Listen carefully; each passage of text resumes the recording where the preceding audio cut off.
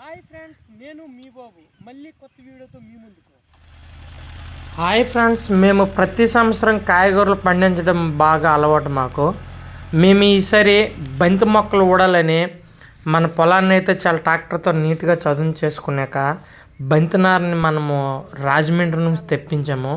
అంతా ఒకే కొల మీద వచ్చింది. అయితే బంతి నార మనం ఊడడానికి ఫస్ట్ టైం కాబట్టి మనం తాడు కట్టుకొని 3 అడుగులకి ఒకటి చెప్పున మొక్క ఊడాలనుకున్నాం. 3 అడుగులకు ఒకటి చెప్పున ఊడాలంటే ఏమైనా సరే ఇబ్బందికరంగా ఉంటుందని ఒక తాడుని తీసుకొని ప్రతి 3 అడుగులకి ఒక మార్క్ అయితే పెట్టుకొని ప్రతి పొలంకి లెవెల్ చేసుకొని మనం కత్తవతో గాతలు జరగడం అయితే జరిగింది.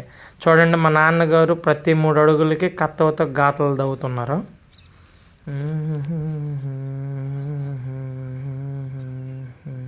మనం గాతలు దవ్వుకునే తర్వాత నార ఊడటానికి నీరు కావాలి.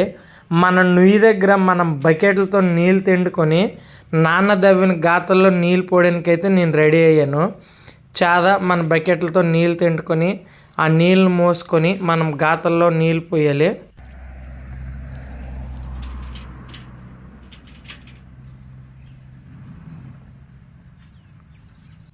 మన పొలం చాలా బాగా ఎండిపోయింది కాబట్టి గాతల్లో ఎక్కువ నీళ్ళు పోస్తే మొక్కకి బాగుంటుంది కాబట్టి నేనైతే మనం తిండుకునే నీళ్ళని గాతల్లో పోయడానికైతే 2 బకెట్లతో నేను తెచ్చాను.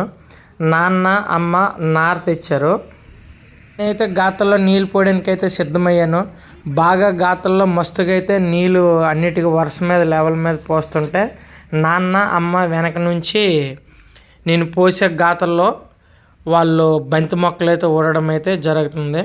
చూడండి, నాన్నలు బంతి మొక్కలు ఊడిసే పద్ధతిని మొత్తం స్థాయిలో అయితే మనం తెచ్చుకున్న నారనైతే ఊడిసా కానీ సంబరం కాదు. ప్రతిరోజు ఉదయం వాటికి నీళ్ళు అనేది పోయాలి. నీళ్ళు పోసిన తర్వాత పాడి గొప్పు అయినా దవ్వుకోవాలి, లేకపోతే మనము పొలాన్నైనా గొప్పు దవ్వుకుంటే బాగుంటుంది. వేరంగా బంతి మొక్కలు అనేవి తయారవుతాయని మా నాన్న, నేను, పెదనాన్న అందరం కలిసి గొప్పు దవ్వుకున్నాం. గొప్పు దవ్వుకున్నాక చేను వాడిపోతుందని మన నీటి ఇంజిన్తో అయితే నాన్న నేనైతే తడి కట్టడానికి మేము సిద్ధమై నీరు కడుతున్నాం. నీరు కట్టుకున్నాక మళ్ళీ పొలం అయితే ఎండిపోయింది. మళ్ళీ ఈసారి నీరు కట్టడానికి రెక్కల సదుపాయం చేసుకున్నాం. అయితే వాటికి చిన్న డిఏపి మనము గుండెననేది దాన్ని మొదల దగ్గర వేసుకొని అమ్మ చూడండి ఆ వేసిన గుండెని కలుపుతుంది. నేనైతే మళ్ళీ నీరు పెట్టడానికైతే మన నీటి ఇంజిన్ తలకి ఎదర పైపుల్ని మళ్ళీ మన బంతి తోటలోనికి నేనైతే సెట్ చేసుకుంటున్నాను. బట్టలు లేకపోతే మన ఎదర పైపుతో అయితే ఎటు నీరు వాటర్ ఇబ్బంది అవ్వదు కాబట్టి ఎదర పైపు అయితే మన బంతి తోటలోకి అయితే వేయడం జరిగింది. ఇదిగోండి, మళ్ళీ కిరసనాయిల్ ఇంజిన్ స్టార్ట్ చేసాము. నీరైతే మళ్ళీ దండిగా వస్తుంది. మనం రెక్కలు కట్టుకున్న గోళీల్లో మనం నీరైతే కలపడం జరుగుతుంది. నాన్న నేను ఇద్దరు సహాయంతో మనము తయారు చేసుకున్న రెక్కల్లోకి అయితే నీరు అనేది పుష్కలంగా కట్టాం. చూడండి, 2వ తడి నీరు కట్టాక మొక్క అనేది ఇంప్రూవ్ వచ్చింది. మాకు చాలా ఆనందకరంగా వేసింది. చిన్న బొగడలాంటివి వచ్చాయి. మనం కష్టపడిన కష్టానికి ప్రతిఫలం దొరుకుతుందని ఆశించాం. అలాగా మన బంతి తోట అయితే వేపుగా పెరగడం సాగింది. దీనికైతే మేమైతే చిన్న పిల్లలకు పెంచినట్టుగా అయితే ఈ బంతి మొక్కలకి మేము సాగు చేస్తున్నాం. మళ్ళీ పొలము చూసాం, బుడగలు వచ్చాయి, పొలం అయితే ఆరిపోతుంది. మళ్ళీ బంతి మొక్కలు ఎక్కడైనా ఇబ్బంది అయిపోతామని మళ్ళీ తడి కట్టడం అనేది నాన్న నేనైతే చేస్తున్నాం. దీనికి పెట్టుబడి అయితే పెద్దగా ఏం అవ్వలేదు. నారకే పెట్టుబడి అయింది కానీ ప్రతిసారి పొలం ఆరిపోతుంటే తడి కట్టడమే దీనికి పెట్టుబడి. అంతకు మించి ఇంకేమీ దీనికి లేదు. అయితే మొక్కలు చాలా మెత్తన, చాలా జాగ్రత్తగా మనం నీరు కట్టేటప్పుడు కట్టాలి, లేకపోతే మొక్కలు ఇరిగిపోతాయి. చూడండి, తడి కట్టుకున్నాక ఆ బుడగలు అనేవి సాఫ్గా వచ్చాయి.